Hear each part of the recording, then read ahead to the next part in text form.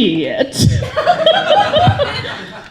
Okay, so this was like the last time to tell before April, before you get chosen to do the tell-off, right? Which I can't do, by the way, so don't pick me. There are some really fucking good people out here that have told some awesome stories, I just want to say. But I needed to tell some things today, and I'm really hot, so I'm going to take off some clothing. Yes! This is on YouTube. Was that my husband? I shouldn't hope so. $20 bills. Okay, so do we tell what my story is called? Oh, no, I failed to do that. That's all right. That's all right. So it's about acceptance. Okay? All right, so I've had a couple drinks tonight because I'm a little nervous. Didn't think I'd be up here at all. And I've had a really fucking hard week this week, so I had to drink tonight to make things feel a little bit better for my night. Let's tell it like it is. It's been a really rough year, okay? So I'm going to go back and tell you this story about this year. And this story about this year is, well, you wouldn't really guess it, but I'm actually a team leader with my mouth. I lead a group of young minds and older minds and a group of diverse, amazing, smart people. And I was offered this position to lead this group, which actually comes around to that name that I have, Shumba Way. I work for Medicare, and I can't really tell you a whole lot about it because obviously I would have to kill you all. Deals with fraud and things like that, but the name, actually, I'll tell you that story. I ended up having that name because I had some Armenian mafia folks trying to find me on Facebook, and I have this brand new family with my husband and my brand new son and my young son, and then, we're trying to make a family. And they found us, and I Google and I find, I can find where we live. And if they can find me on Facebook, I'm pretty sure that they can come there and they can kill me and my whole family. So I decided to come up with this creative name, which came to me, Shumba Way. Later on, I get actually friended by a guy who is named Shumba Way, who thinks that I'm his family member. I had to actually explain to him that I picked this name just randomly, I don't know where, out of thin air. It was just one drunken night. And then I really wasn't his family, and I blocked him really quickly on Facebook. Anyway, so acceptance kind of ties back into this story. It's April 1st, 2014, and I'm a brand new team leader in a brand new team. And I'm coming in and I am a leader, and I have been studying, and I have been taking leadership classes, and I am ready to lead this team to success, okay? And they're all coming in, and I've brought donuts because ass kissing apparently works. And you've got all these young faces looking at me like y'all are now, like I might actually be saying something important, like I might know what the fuck I'm saying in front of you all. And over this year, I'm leading this group of people, and I don't know what they really do. It's audit. I'm not math, okay? I come from an English background. In fact, as I was telling my husband as we were coming in, I'm a word nerd, and I got excited. What was the word, honey? It was like scintillating. I'm like, oh my God, they say words like this here. This is so awesome. I love these people. These are my people. This is my tribe. But as I find out, this group of people becomes my tribe. It's a little bit like high school all over again. There's the cliques, and there's those people that look at you and they're like, well, why the fuck are you a team leader? You are just like, what, 12? And, I come in and I'm trying to teach them things and trying to create processes, and they're all judging. They're all looking at me like, well, who are you? Why are you here? What's your point and your purpose? And in the meanwhile, okay, so I've got this whole life thing going on. My husband's brother, who's 33 years old, Jesus' age at the time. And he looked like Jesus too, so that's where it kind of connects with me, so I can kind of remember later on how old was Jared when he died. 33. And a lot of famous people apparently die at 33. But Jared was the first person that I got to assist in death. I know there's been a lot of death in here, I'm sorry, but I had to add this because this is part of this whole year-long fucking journey.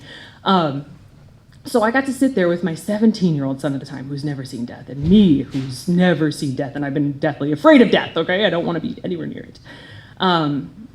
And I watched him and I held his hand, and we had a sliver of the true cross in some sort of acrylic base block that was kept on this ice thing. Who brought that over?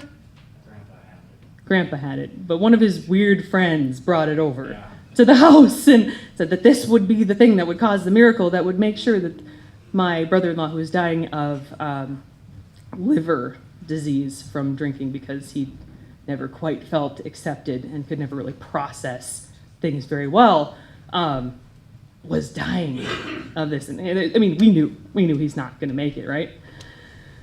So we watched him die, and so we went through that, and I'm missing work, and my team there is without a leader. And, then comes August, and we had, okay. Now, Medicare audit. You guys are all into tax season right now, right? Anybody a tax preparer or anything like that? Accountant? That was 2 months ago. That was 2 months ago. You guys are all way too fucking prepared for me. I'm last minute.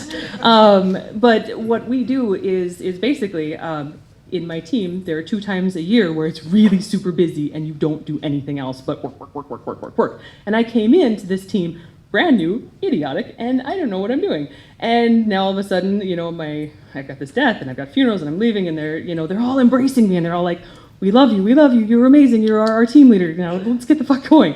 And I'm like, okay, so it's June, and it's like April 15th for the people in my group, and I'm not aware of this, and they're all telling me this is gonna be hell.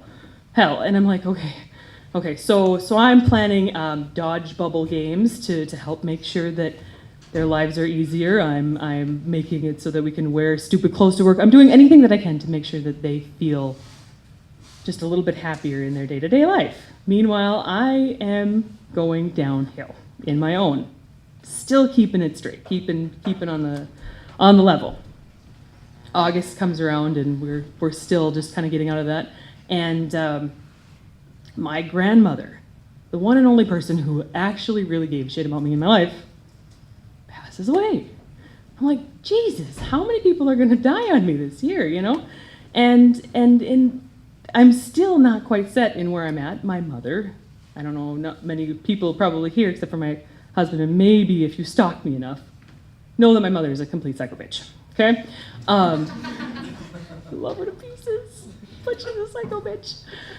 And she did not accept me growing up. So, I have this need to please people and be accepted by individuals. And it just hit me when that one person who prays for you, loves you, and that one person will look at you like you actually matter to them, and they finally leave the earth, and you're like, did I do enough? But you don't have that person to go to, and you finally realize, what all these people who are losing loved ones are feeling, and man, it broke me down. So I'm still going, and I'm missing work, and I'm missing my team, and my team is without a team lead. And yet I go on, and the only thing that keeps me going is the people that are around me. Because truly, what the hell did I get into it in the first place for? Was the people. And I'm immature, and I don't really know enough about other people, but I'm starting to really connect and get people. And I'm starting to realize what they need in life, and I've got this crazy weird power now that I can shape their lives and mold their lives and make a difference, and they're looking at me to do this and accept them and stop the clicks and can we get better pay, and we need to hire my sister, and things like this. And it's like, yes, let's find a way. Let's find a solution to these problems and things like that. Okay. So I'm dealing with all this turmoil, and now comes fast forward into January. And anybody seen House of Cards? Yeah. Underwood. Asshole, right? A little bit, okay. I mean, truly he's an asshole. There's politics involved. I'm working with the biggest asshole. I know this is on YouTube, but I'm working with the biggest asshole in the world. And he's trying to undermine me because he's not secure in who the fuck he is. And I'm trying to get secure in who the fuck I am so that I can lead the group of people that I am working with and be that person that they need me to be. And yet he's coming in every day trying to find something to pick at me and do something wrong, and I'm feeling, again, lower and lower and lower. And finally it comes to a point where my boss has been influenced by this asshole, and if you've seen House of Cards, you know how this works. And all of a sudden now, I'm no longer team material. I'm no longer good for this group, and maybe there's a business structure that might be better for me out there. So I'm like, well, shit, I guess, what's my option, you know? And at this point, I have no confidence. I feel like I'm really not very productive in society. I haven't really paid attention to myself or my needs. I've been paying attention to all my team's needs. You know, they come in, they bitch about so-and-so told me this and that, and I'm working and trying to heal them, and I'm mothering them, and I'm leading them, and I'm helping them. But I'm not taking care of myself, and I've totally not paid attention to my needs. And I realized that I can't fight this fight anymore. So I'm like, all right, I'm just gonna go with it. I'm gonna go with it. And I got offered this demotion, which hit my pride, you know, because here I am, I'm a team lead finally. 10 years in this position as this pseudonym Shumba Way comes up through the ashes to become this leader and have power and be able to actually influence people and be able to make a difference in this group, in this company. And now I take this big hit and I don't know what to do. And what made me realize that I actually had a story to tell was today I got an email from the new team that I'm going to. And they didn't include my old boss. They just sent it amongst themselves. So I know that there's some trust there. And they said, we're really lucky to have you. We've heard so many good things about you. We feel like you're going to be a good member on our team. I'm like, all right, I'll take it. I'll accept this. And I'm going to move forward. But what I've learned from this whole past year, and what I can go back and say is that now I'm actually able to connect, I think, with people, or start to, in a way that I've never been able to do before. I'm looking at people's souls and hearts and thinking about things that are not just cliques and work and team and whatever, but people. And I know that I have a place in the world, and I am accepted. So thank you.